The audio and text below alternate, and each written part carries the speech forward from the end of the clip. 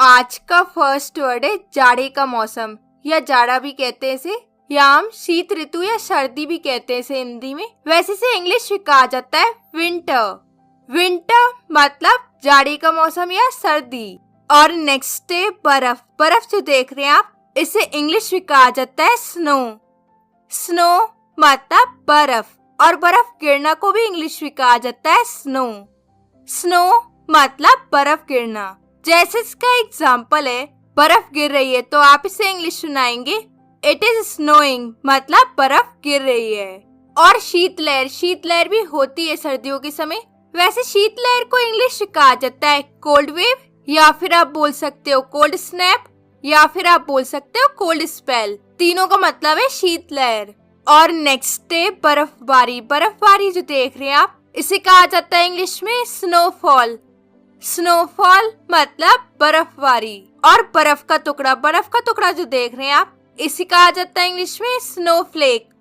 Snowflake मतलब बर्फ का टुकड़ा। और बर्फ का गोला जो देख रहे हैं आप, जिससे बच्चे खेलते हैं, वैसे बर्फ के गोले को इंग्लिश में कहा जाता है स्नोबॉल। स्नोबॉल मतलब बर्फ का गोला। और ये बर्फ का पुतला जो देख रहे हैं आप, इसे कहा जाता है इंग्लिश में स्नोमैन। स्नोमैन मतलब बर्फ का पुतला। और बर्फानी तूफान या बर्फ का तूफान भी कहते हैं इसे। वैसे बर्फानी तूफान को इंग्लिश में कहा जाता है स्नोस्टॉर्म। स्नोस्टॉर्म मतलब बर्फानी तूफान। और नेक्स्ट है बर्फ की चादर। बर्फ की चादर से मतलब है बर्फ की मोटी परत जो चारों तरफ होती है। वैसे बर्फ की चादर को इंग्लिश में कहा जाता है स्नो ब्लैंकेट। स्नो ब्लैंकेट मतलब बर्फ की चादर। और ये लटकती हुई नुकीली बर्फ जो देख रहे हैं आप, इसे कहा जाता है इंग्लिश में आइसिकल। आइसिकल मतलब लटकती हुई नुकीली बर्फ। और नेक्स्ट है कोहरा। कोहरा भी होता है सर्दियों में चारों तरफ। वैसे कोहरा को इंग्लिश में कहा जाता है फॉग। फॉग मतलब कोहरा। और घना कोहरा को कहा जाता है इंग्लिश में डेंस फॉग। डेंस फॉग मतलब घना कोहरा। और धुएं वाला कोहरा भी होता है। ये मिक्सचर होता है धुएं और कोहरे का। वैसे धुएं वाले कोहरे को इंग्लिश में कहा जाता है स्मॉग। स्मॉग मतलब धुएं वाला कोहरा। और नेक्स्ट है रोए। रोए जो होने लगते हैं स्वेटर वगैरह पे, तो रोए को इंग्लिश में कहा जाता है लिंट।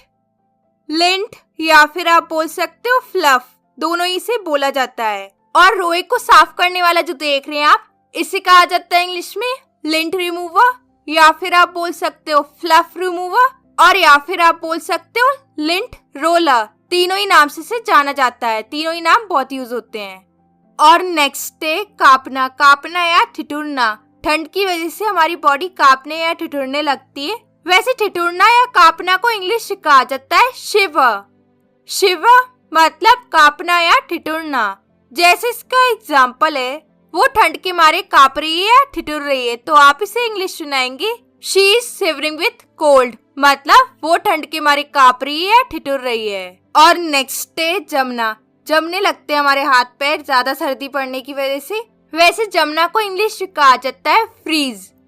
फ्रीज मतलब जमना। जैसे इसका एग्जाम्पल है, मेरे हाथ जम रहे हैं, तो आप इसे इंग्लिश सुनाएंगे my hands are freezing. My hands are freezing मतलब मेरे हाथ जम रहे हैं। और नेक्स्ट है सुन्न। सुन्न भी होने लगता है हमारे हाथ पैर सर्दी की वजह से।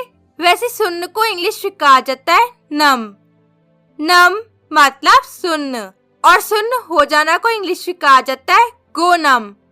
गो नम मतलब सुन्न हो जाना। जैसे इसका एग्जाम्पल है, मेरी उंगलियां सुन्न हो रही हैं, वैसे से इंग्लिश सुनाएंगे my fingers are going num.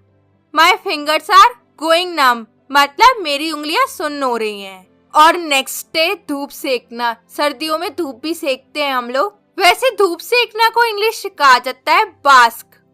Bask मतलब धूप सेकना। जैसे इसका एग्जाम्पल है, चलो धूप सेकते हैं, तो आप इसे इंग्लिश सुनाएंगे let's bask in the sun. Let's bask in the sun मतलब चलो धूप सेकते हैं। और नेक्स्ट है हाथ तापना। कुछ इस तरीके से सर्दियों में हम हाथ तापते हैं। वैसे हाथ तापना को इंग्लिश में कहा जाता है वार्म हैंड्स। वार्म हैंड्स मतलब हाथ तापना। जैसे इसका एग्जाम्पल है, आओ और अपने हाथ ताप लो, तो आप इसे इंग्लिश सुनाएंगे come and warm your hands. Come and warm your hands मतलब आओ और अपने हाथ ताप लो। और आग भी जलाते हैं हम सर्दियों में, वैसे आग जलाने के लिए इंग्लिश वर्ड है किंडल। किंडल मतलब आग जलाना। जैसे इसका एग्जाम्पल है आग जला दो, तो आप इसे इंग्लिश सुनाएंगे Kindle the fire. Kindle the fire मतलब आग जला दो। और नेक्स्ट है अंगीठी। अंगीठी भी होती है आपके कमरे में जहाँ पर आग जलाई जाती है, वैसे अंगीठी को इंग्लिश में कहा जाता है फायर प्लेस। फायर प्लेस मतलब अंगीठी। और ये धुआं कश जो देख रहे हैं आप, जिससे धुआं बाहर निकलता है, वैसे से इंग्लिश में कहा जाता है चिमनी। चिमनी मतलब धुआं कश। और नेक्स्ट है रूखी त्वचा। रूखी त्वचा भी होने लगती है सर्दियों में हमारे, वैसे रूखी त्वचा को इंग्लिश में कहा जाता है ड्राई स्किन। ड्राई स्किन मतलब रूखी त्वचा। और नेक्स्ट है फटे हुए होठ। फटे हुए होठ हो जाते हैं हमारे सर्दियों में, वैसे फटे हुए होठ को इंग्लिश में कहा जाता है चैप्ड लिप्स। चैप्ड लिप्स मतलब फटे हुए होठ। और त्वचा भी फटने लगती है, वैसे फटी हुई त्वचा को इंग्लिश में कहा जाता है चैप्ड स्किन। चैप्ड स्किन मतलब फटी हुई त्वचा। और नेक्स्ट है दांतों का किटकिटाना। दांत किटकिटाने लगते हैं हमारे जब ठंड पड़ती है, तो वैसे दांत किटकिटाना को इंग्लिश में कहा जाता है चैटर। चैटर मतलब दांत किटकिटाना। जैसे इसका एग्जाम्पल है मेरे दांत किटकिटा रहे थे, तो आप इसे इंग्लिश सुनाएंगे my teeth were chattering.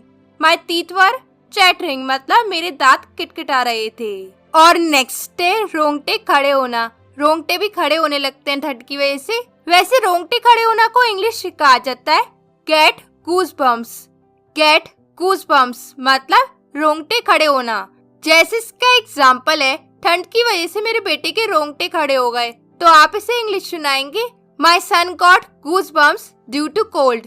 My son got goosebumps due to cold मतलब ठंड की वजह से मेरे बेटे के रोंगटे खड़े हो गए। और नेक्स्ट है जुकाम। जुकाम भी हो जाता है सर्दी में, वैसे जुकाम को कहा जाता है इंग्लिश में कोल्ड। कोल्ड मतलब जुकाम। जैसे इसका एग्जाम्पल है मुझे जुकाम है, तो आप इसे इंग्लिश सुनाएंगे आई हैव अ कोल्ड मतलब मुझे जुकाम है। और गले में खराश भी हो जाती है, वैसे गले में खराश को इंग्लिश में कहा जाता है सो थ्रोट। सो थ्रोट मतलब गले में खराश। जैसे इसका एग्जाम्पल है उसे गले में खराश है, तो आप इसे इंग्लिश सुनाएंगे he has a so throat मतलब उसे गले में खराश है। और नेक्स्ट है खांसी। खांसी को कहा जाता है इंग्लिश में कॉफ। कॉफ मतलब खांसी। जैसे इसका एग्जाम्पल है उसे सूखी खांसी है, तो आप इसे इंग्लिश सुनाएंगे ही हैज अ ड्राई कॉफ मतलब उसे सूखी खांसी है। और नेक्स्ट है खांसना। खांसना को भी इंग्लिश में कहा जाता है कॉफ। कॉफ मतलब खांसना। जैसे वो खांस रही थी, तो आप इसे इंग्लिश सुनाएंगे शी वॉज कॉफिंग।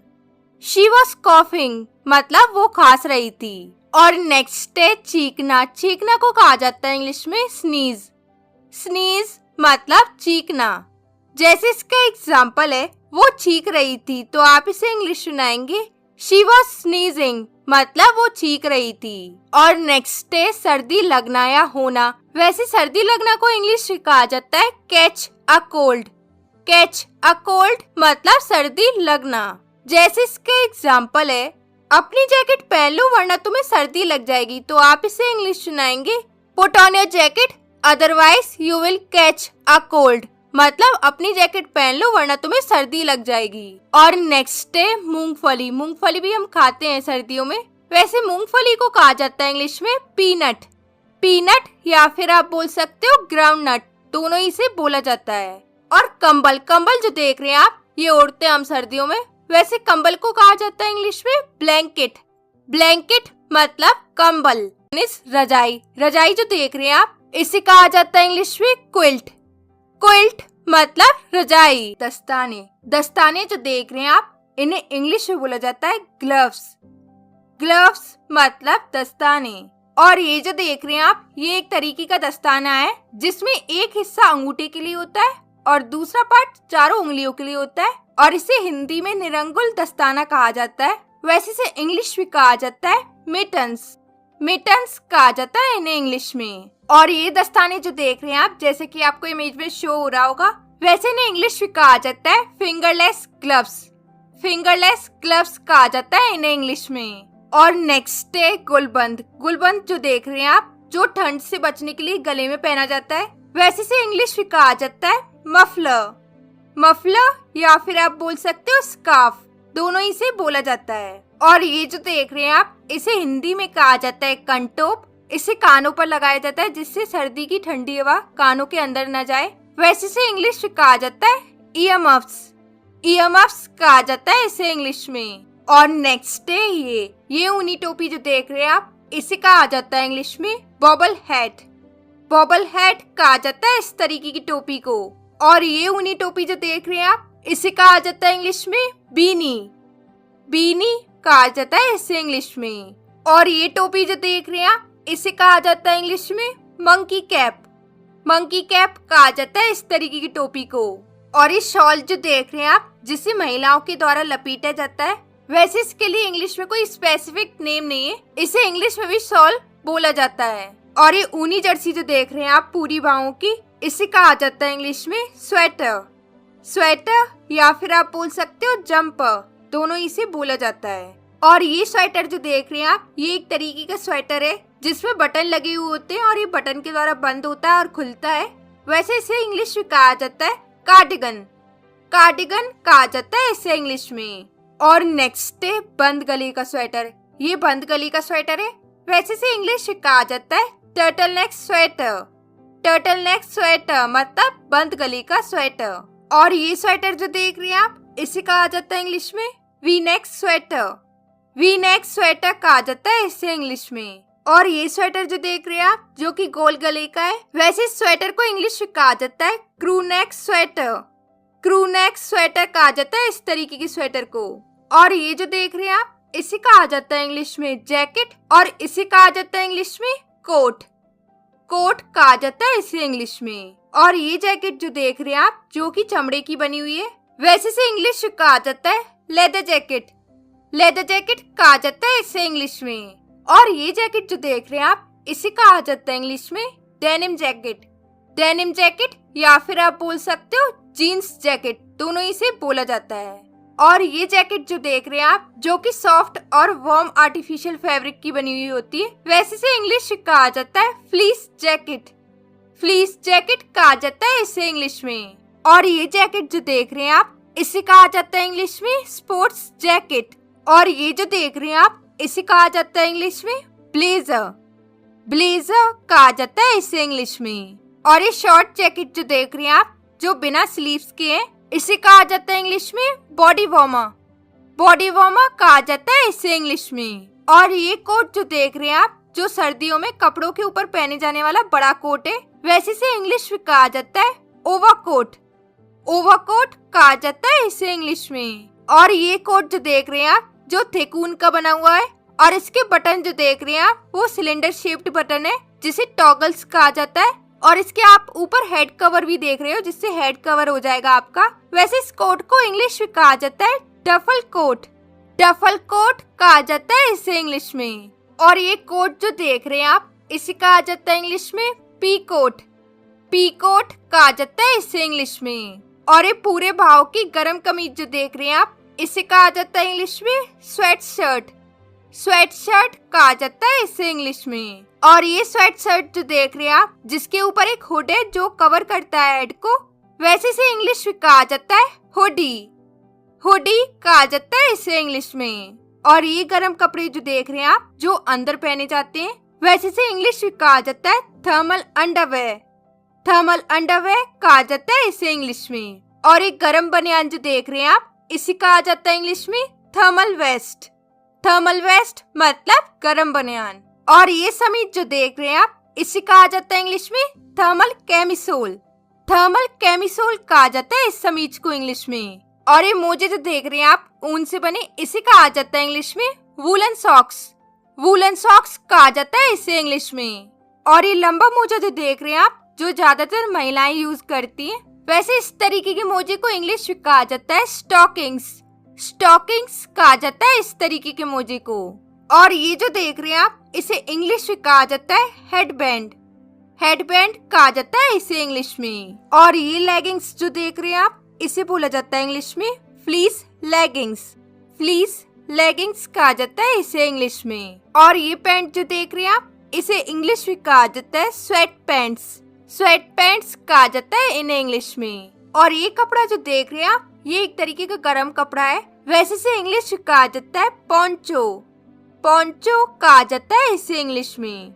और ये जैकेट जो देख रहे हैं आप, इसे कहा जाता है इंग्लिश में पफर जैकेट। पफर जैकेट कहा जाता है इसे इंग्लिश में। और ये स्केटिंग में पहने वाले जूते जो देख रहे हैं आप, इसे कहा जाता है इंग्लिश में स्की बूट्स।